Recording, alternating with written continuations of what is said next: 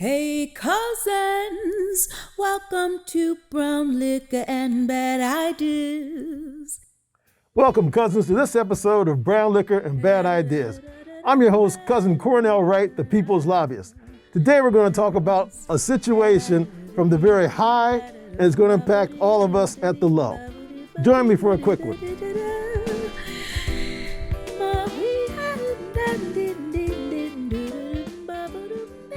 So cousins, I'm wearing my N95 mask, as you can see, and getting rid of my, hopefully chipmunk cheeks here. And it's protecting me, so it's worthwhile. And it's protecting you cousins in case I might have something that I don't know about, right? So today what we're going to talk about is, it came to me from one of our cousins, a good friend of mine who's an attorney. And I know there's a lot of information out there, cousins, you're dealing with every day. You're trying to deal with your life and things going on in your world. And all these pieces of information come at you, and sometimes a little tough to grab all of it and understand how to process it, and more specifically to understand what does it mean to you. So this season, cousins, we're going to try to get down to one key topic or one key element to help you understand one of the things you might want to take forward with you in your life to what? Improve your life, your family, and the rest of us in this great country of ours. You with me, cousins? Okay. So today I want to talk to you about a court case that's currently at SCOTUS. SCOTUS stands for the Supreme Court of the United States, the highest court in our land, okay? i.e. the name, Supreme Court, right? So the Supreme Court is in the process at this taping of arguing or debating, being presented by both sides as they do in court. All 9 justices are there listening to the arguments about whether or not there's constitutionality, or is it legal within the framework of the Constitution for the Biden administration to mandate vaccines against COVID-19 and its associated variants at the workplace.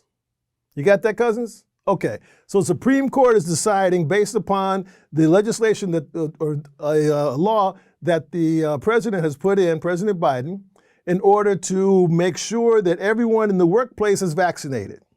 All right, I think it's over 100 employees to be exact. You with me, cousins? All right, so what does that mean? That says then that, so this is one situation, but keep in mind the legal profession and the way things work is information builds on itself, right? When lawyers go and they start arguing cases, they talk about, well, what has been the evidence prior? What have been prior case rulings? What is the case law? How do you start to build the case or tell the story that makes this turn appropriate and this turn not appropriate within the legal structures? You follow me? And so it's not just a question of saying this is what it is, but it's also a question of saying not only is this what it is, but what can it be in the future? What can it be in the future? Because it's one of these things we have to be concerned about in this particular case. But let's go back to the basics of what we know where we are right now, right? And cousins, I need a quick one for this one.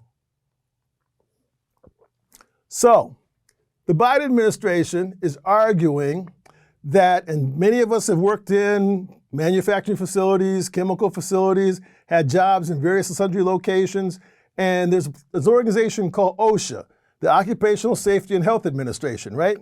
They're the folks who require us to have on the hats. Fair enough? And whatever other boots or gloves or whatever other protective items or materials we have in order to what? To protect the workers, right? Which are me and you, cousins. Aren't we the workers in these situations? To protect us. Because we all know that in a lot of situations, and think about those cousins who back at the beginning of the pandemic, back in 2020, remember them talking about all the folks working at the chicken processing plants and the beef processing plants? Excuse me, cousins. Cousins were shoulder to shoulder, elbow to elbow, with knives, cutting. And they had to cut fast because that's the production line they're on, that's the time they had to meet. We all have heard the stories about how difficult it is in some of the various food processing plants dealing with cousins who have to use very sharp knives during the course of their work activity, right? So the question then is becoming, what the Biden administration is saying, is that, well, you know, the coronavirus is the same thing as a dangerous machine or a dangerous process in an environment, which says that then as the government, which is for we the people, remember that, going back to our Constitution, we the people, and the preamble, in order to do that, we then have to establish that it is a question of the coronavirus is the same as a dangerous machine. Therefore, vaccinating everyone will protect the common good of everybody in the facility. With me, cousins? Protect everybody. So once you have that kind of a situation, the other side is arguing, well, no, hold on, we have our personal liberties and rights. Well, yes, you do, under the Constitution, but then again, it's been well established over a long time, cousin, that your rights can't infringe upon someone else's rights.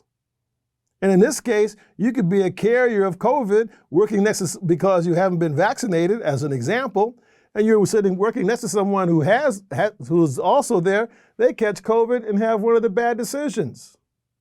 Because as we know, cousins, that we've had cousins, over 800,000 cousins have died from COVID. Millions have been infected by it and had serious illnesses. And there's been millions of productive hours lost as a result of the illnesses, right? This is a big thing. This is not just a passing, casual discussion, because as we've talked about on this show, and I'm sure you all know, because, hey, at this point in time, almost all of us know someone who's had COVID, right? Hopefully not any bad situations.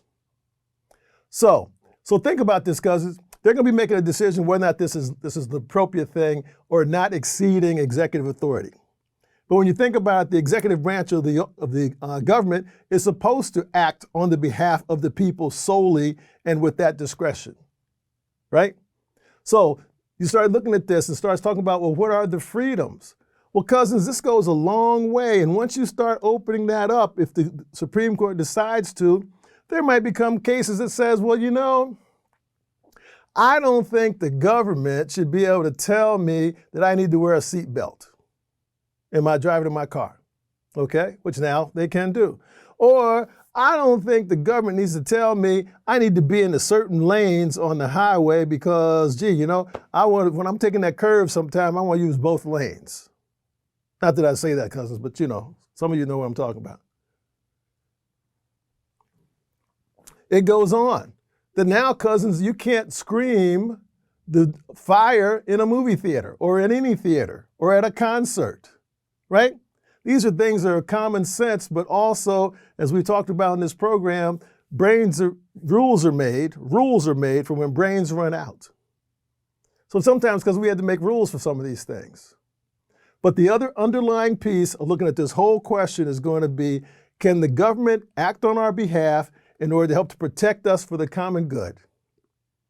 Cousins, pay attention to this one, because depending upon how the Supreme Court decides one way or the other, either the vaccine mandate's going to continue to be, or perhaps in some modified form, or it's going to be erased, and then it's going to be a question of what can the government do to protect all of us, cousins, from sometimes ourselves.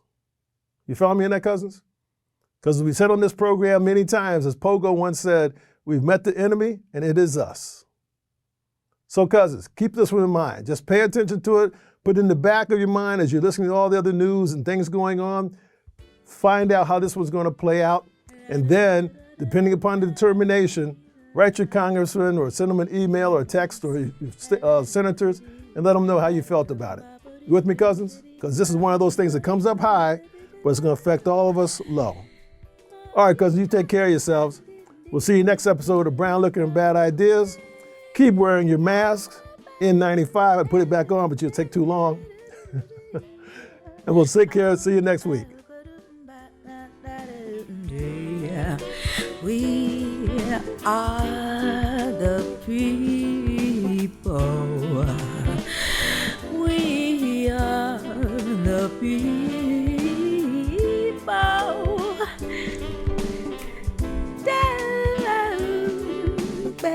Brown Liquor and Bad Ideas is intended for the participation of responsible adults of legal drinking age who wish to engage in substantive virtual discussions and social drinking for entertainment purposes only. Brown Liquor and Bad Ideas does not advocate the abuse of alcoholic beverages. Choosing to participate in any of the drinking activities shared in the program should be made with moderation and caution and is the sole responsibility of the user.